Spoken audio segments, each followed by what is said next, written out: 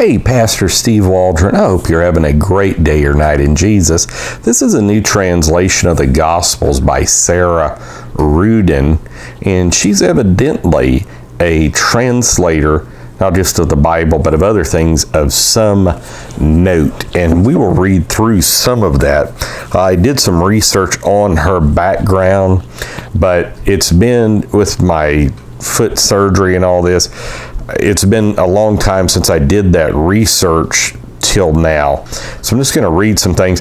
But I will say, I mean, whenever you've got like the New Yorker on the front recommending this for anyone wanting to read the Gospels anew, a welcome and challenging companion, National Review, which I've liked. I've had subscription to National Review for a long time. I don't currently liked it, but let the epistemic humility that guides her in this work, her English translation of the canonical Gospels, be for us a lesson on how to read the Bible.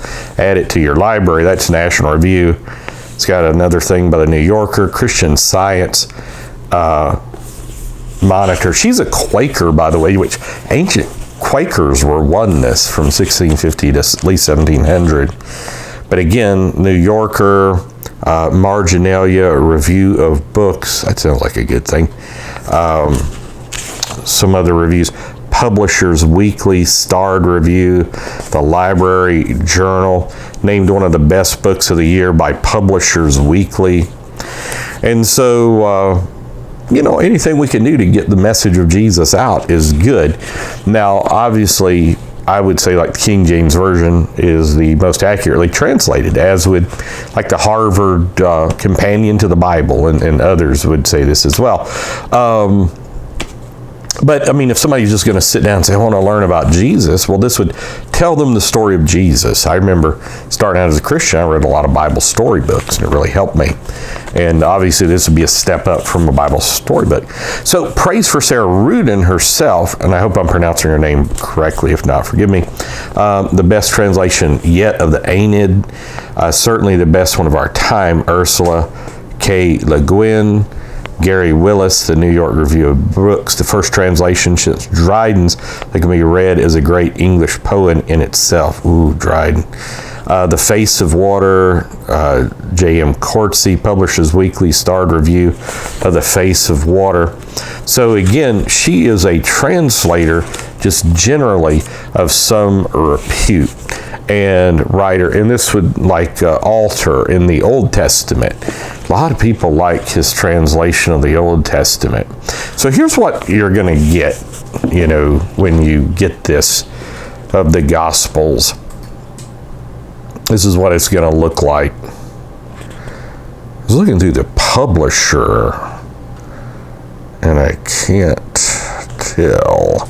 I'm sure it's in there somewhere who the publisher is. Appreciate Sister Waldron zooming in and out. She is a great camera woman. And there's just a team that does all these videos. Sister Fran uploads them after we give her the chip from the Canon R70, and then Sister Angel puts them on Facebook for us, and then I schedule them out and then do some YouTube community work. You may want to check us out over there, kind of advertising it on the YouTube community. So a remarkable and accessible new translation of the Gospels, one of today's most respected translators of ancient literature. So let's just read a little bit. So good news according to Lucas, L-O-U-K-A-S. This is Luke 12, and she does have some like commentary, which I appreciate, especially maybe some people, like we just saw a Jeopardy episode. We don't have television, we didn't see it, but we saw an article written on it where they said, they were trying to do the Lord's Prayer, and they couldn't say, hallowed be thy name. They were like, what be thy name in the Lord's Prayer? Father which art in heaven, blank be thy name. All three of them wow. And that's on Jeopardy. Okay, so Luke 12. Meanwhile, tens of thousands of people gathered in a crowd, so many that they were trampling each other. Jesus, and it's I-E-S-O-U-S, began to speak to his students, first of all, be wary of the yeast of the Pharisee, which is play acting. But nothing covered over that won't be uncovered, or hidden that won't be revealed. Because of that, what you said in the dark will be heard in the light of day, and what you've whispered in someone's ear in the storage rooms will be announced from the roofs.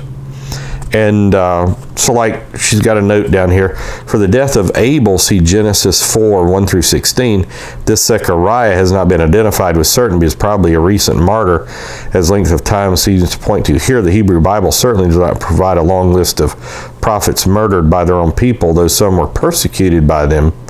Actually, obviously we know 2 Chronicles, that's where it is. A tiny amount of yeast can pollute the Passover bread, which must be completely unleavened. See hypocrite in the glossary. The two verbs play in the imagery of apocalypsis, literally unveiling. First verb is an intensive form of the Greek for to veil. Virtually the entire private places in the hypersocial ancient world. Storage rooms. So I'm going to try to get to the back about the type. This is a Modern Library Edition, has some things in there.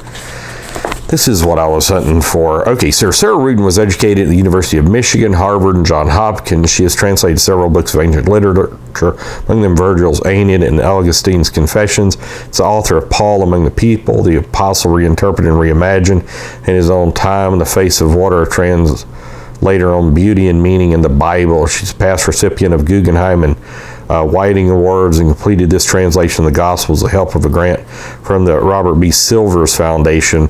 Formerly a scholar in residence at Yale Divinity School, she's currently visiting researcher at the University of Pennsylvania. Go to sararuden.com. And so I'm not against somebody reading this, but probably not as their primary Bible, more like a commentary or addition to their Bible. Okay, so now we come to the good news according to Johannes, which is John 4.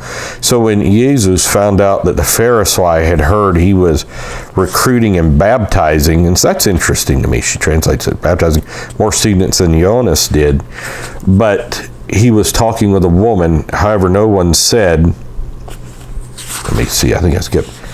As a matter of fact, Jesus himself wasn't baptizing them, his students were. He left Judas and went back to Galilee. But he had to go through Samaria. Thus he came to a town of Samaria called Sychar, near the plot of land that Jacob gave to Joseph, his son. And that place was Jacob's spring, so Jesus worn out from his journey. And several notes on all of this, and so that's kind of interesting. And another thing, it is versified, very difficult to see the verses, but it's in paragraph form, which I tend to like because most of the Bible is written in paragraph form in the original, as far as we know. So the Gospels by Sarah Ruden, you may want to check it out. Modern Literature Edition. So God bless. We'll see you later. Hey, subscribe, hit the bell notification, share with your friends, and we'll talk with you later. Bye-bye.